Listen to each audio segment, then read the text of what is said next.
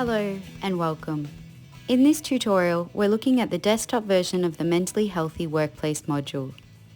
This module is designed for members to regularly assess mental health related policies and procedures in the workplace and provides feedback and recommendations via a summary report which is produced each time a new review is completed. Like all modules, the access and inclusions in this module vary according to individual user access levels that are controlled in the User Management module. However, for the purpose of this tutorial, we're seeing everything just as a workplace administrator would see it. The module features the same fundamental layout as the desktop version of all modules in the system.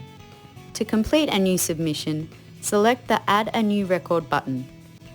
Each section of the form provides the option to preset all responses to not applicable, or each of the questions can be answered individually, yes, no, or not applicable.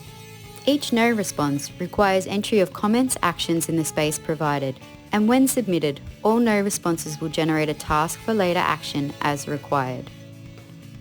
On completion, a summary report is emailed to the author and is also accessible within the Actions icon in the module list view.